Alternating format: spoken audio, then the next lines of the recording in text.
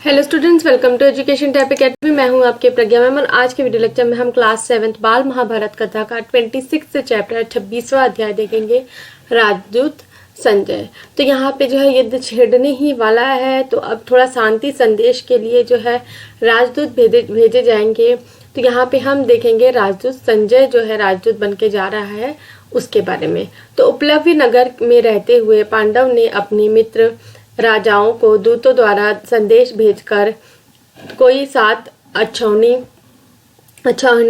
सेना एकत्र की। उधर कौरवों ने भी अपने मित्रों द्वारा काफी बड़ी सेना इकट्ठी कर ली, जो 11 अक्षौहिणी तक हो गई थी। तो यहाँ पे हमने इससे पहले के चैप्टर में हमने देखा था, अक्षौहिणी का मतलब होता है कि जो सेना है उसको नापने का क्या है, वो एक माप है। जैसे अभी हम केजी में नापते हैं, पर्सन्स के हिसाब से नापते हैं, तो वैसे ही अक्षौहिणी का मतलब होता है सेना को नापने का एक माप। तो यहाँ पे पंचाल नरेश, तो यहाँ पे दोनों ने कैसी कैसी सेना जो है वो एकत्रित कर ली है।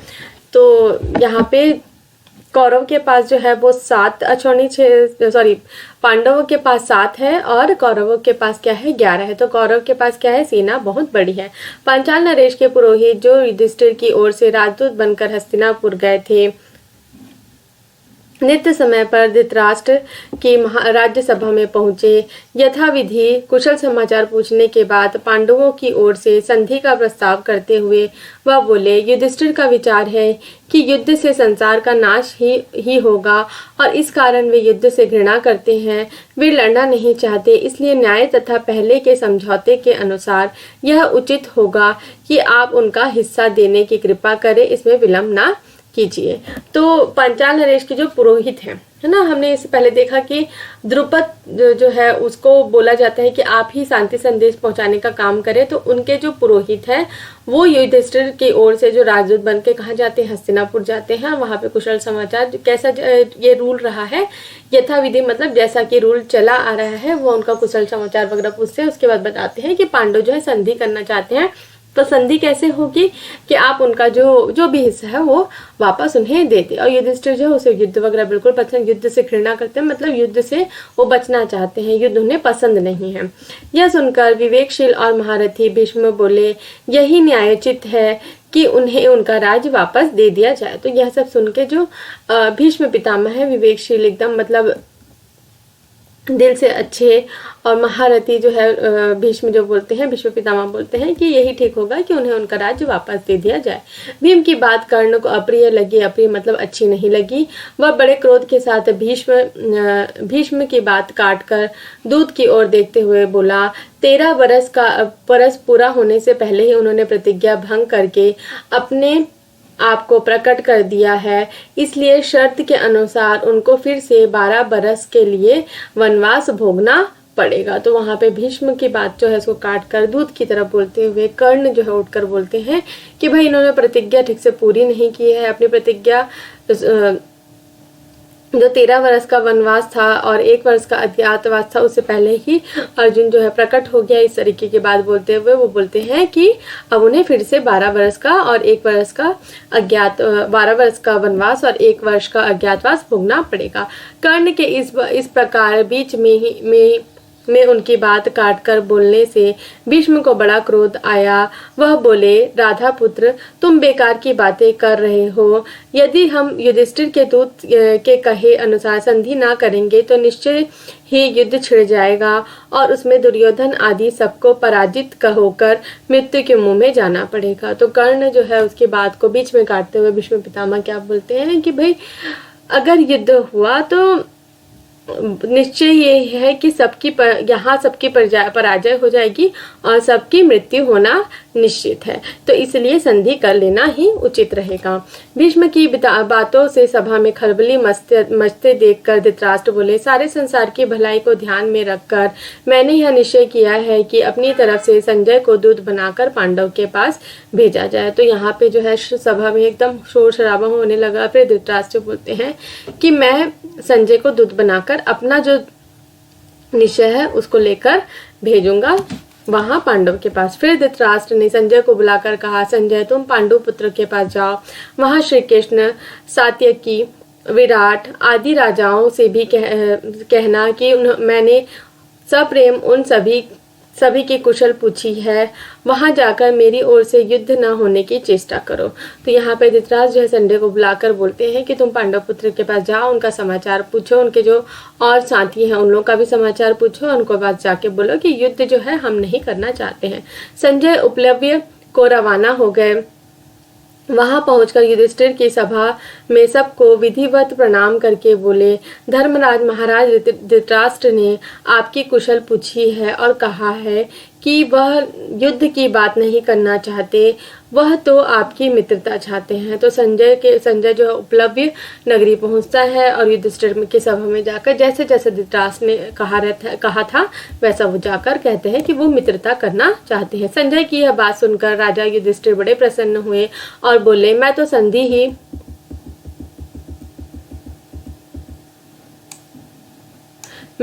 ही चाहता हूँ। युद्ध का विचार करते ही मेरे मन में घृणा से भर जाता है। यदि हमें अपना राज्य वापस मिल जाए तो हम अपने सारे कष्ट भूल जाएंगे। तो वहाँ पे वो बोलते हैं कि हम संधि ही करना चाहते हैं, मुझे युद्ध वगैरह बिल्कुल पसंद नहीं है। तो अगर आप जो राज्य है वो वापस मिल जाए, जितना उनका राज्य जो हिस्सा था वो राज्य में वापस मिल जाए, तो वो जो पिछली बातें हैं वो सारा भूल जाएंगे, कष्ट भूल जाएंगे, मतलब यही है। संजय ने कहा युधिष्ठिर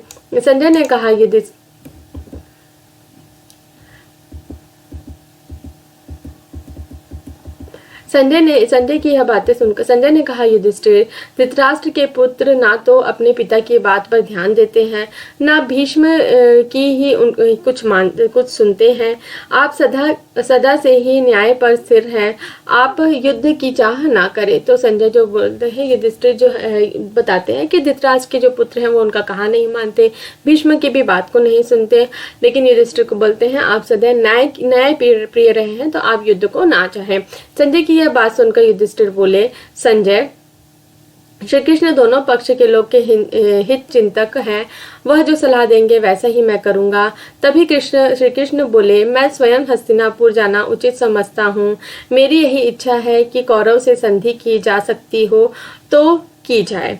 तो संजय जो है उसकी बातें सुनकर युधिष्ठिर जो है कृष्ण को बोलते हैं कि ये जो श्री कृष्ण है दोनों पक्ष के में समान मतलब हित का चाहते हैं, तो उनकी जैसी सलाह होगी वैसा करेंगे। तो श्री कृष्ण भी बोलते हैं कि मेरी भी यही सलाह है कि संधि की जाए। श्री कृष्ण के बाद युधिष्ठिर फिर बोले, संजय, कौरव की राज्य सभा में जाकर महाराज धृतराष्ट्र की को मेरी तरफ से प्रार्थना पूर्वक संदेश सुनाना कि कम से कम हमें 5 गांव ही दे दे, हम 5 भाई इसी में संतोष कर लेंगे और संधि करने को तैयार होंगे। तो श्री कृष्ण जो है उनकी बातें सुनने के बाद युधिष्ठिर जो है फिर बोलते हैं कि भाई तुम जाकर महाराज धृतराष्ट्र ये कहना कि हमें आधा हिस्सा नहीं चाहिए, हमें सिर्फ 5 गांव दे दे, उसी में हम संतोष हो जाएंगे और युद्ध वगैरह बिल्कुल नहीं करेंगे। युधिष्ठिर का यह संदेश लेकर संजय पांडवों तथा श्री कृष्ण से विदा होकर हस्तिनापुर को रवाना हो गए। राजसभा में आकर उन्होंने युधिष्ठिर की सभा में जो चर्चा हुई थी उसका सारा हाल कह सुनाया। संजय ने इस प्रकार कहने पर भीष्म दुर्योधन को दोबारा समझाने के बाद धृतराष्ट्र से बोले, राजन, कर्ण बार बार यही दम भर रहा है कि खत्म कर डालूंगा, किंतु मैं कहता हूँ कि पांडव की शक्ति का 16वां हिस्सा भी उसमें नहीं है। तुम्हारे पुत्र उसी के कहे में चलते हैं और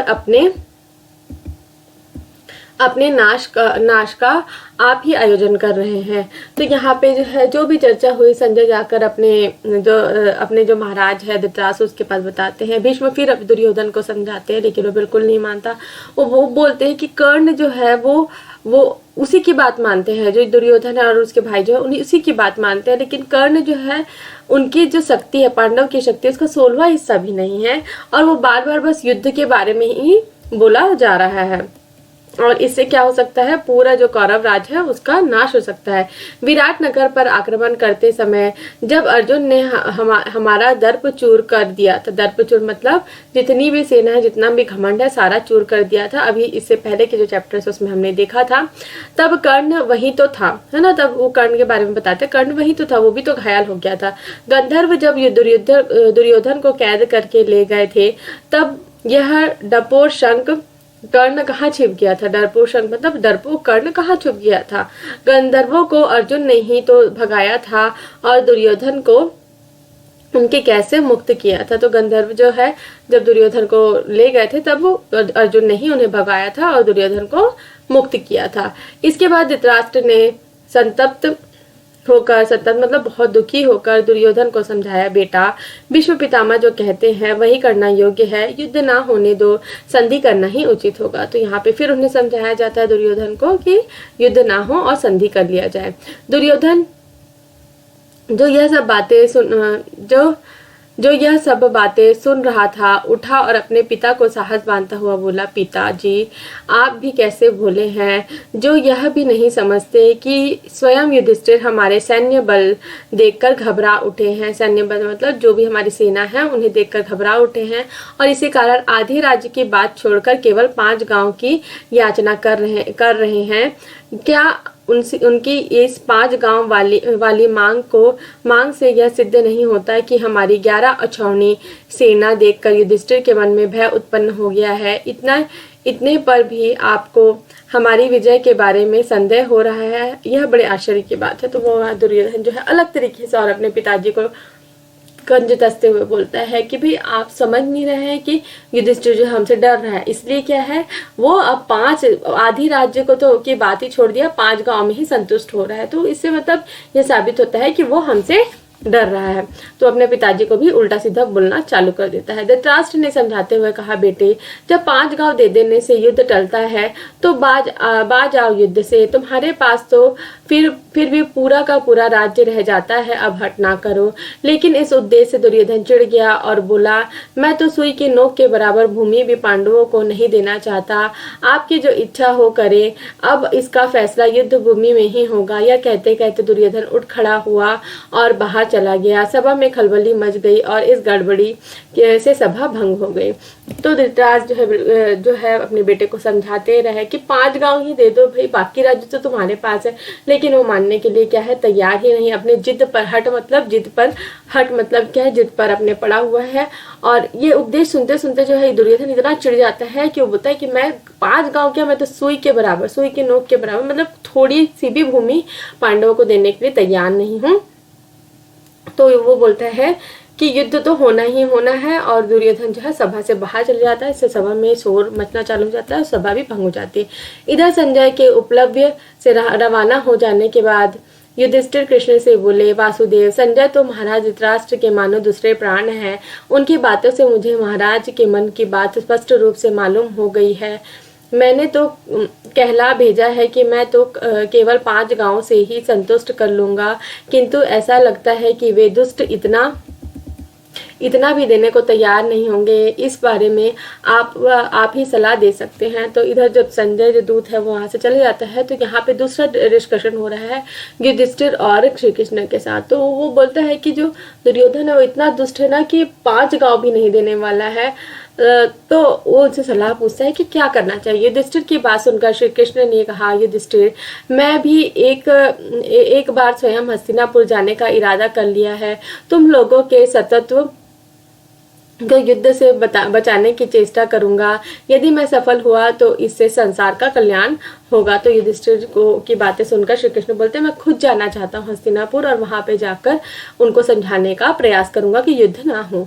युधिष्ठिर ने कहा, श्री कृष्ण मुझे लगता है कि आप वहां ना जाए। दुर्योधन का कोई ठिकाना नहीं है, वह कब क्या कर बैठे। मुझे भय है कि वह कहीं वह आप पर ही प्रहार ना कर दे। तो युधिष्ठिर जो है श्री कृष्ण को बोलते, भाई मुझे तो डर लगता है, दुर्योधन इतना कूटनीति वाला है कि कहीं वो आपके ऊपर ही प्रहार ना कर दे, इसलिए आप वहां मत जाइए। श्री कृष्ण बोले, धर्मपुत्र मैं दुर्योधन से भली भांति परिचित हूँ, फिर भी हमें प्रयत्न करना ही चाहिए। कहीं किसी के यह कहने की गुंजाइश ही मैं नहीं रखना चाहता कि मुझे शांति स्थापित करने का जो प्रयास करना चाहिए था वह नहीं किया, इसलिए मेरा तो जाना ही ठीक होगा। इतना कहकर श्री कृष्ण हस्तिनापुर के लिए विदा हो गए। तो यहाँ पे जो है श्री कृष्ण है वो बोलते हैं कि दुर्योधन को मैं पूरी अच्छे से जानता हूँ, लेकिन मैं चाहता हूँ कि मैं अपने तरफ से एक प्रयास करूँ ताकि मेरे मन में भी कुछ ना रहे कि मैंने शांति के लिए शांति स्थापित करने के लिए कोई प्रयास नहीं किया और किसी और को भी ऐसा कहने का मौका ना मिले। और यह कहकर जो श्री कृष्ण जो है हस्तिनापुर के लिए लिए विदा हो जाते हैं। तो आज इस चैप्टर में इतना ही। आगे के चैप्टर में हम आगे की कहानी फिर से देखेंगे। तो अगर ये वीडियो लेक्चर आपको पसंद आया है तो कृपया वीडियो को लाइक शेयर करें, कमेंट करके बताएं। और अगर वीडियोस पसंद आते हैं तो चैनल को सब्सक्राइब कर लीजिए, बेल नोटिफिकेशन को भी ऑन कर लीजिए ताकि जब भी मैं नए वीडियो डालूँ तो आपको नोटिफिकेशन मिल सके। Thanks for watching my video.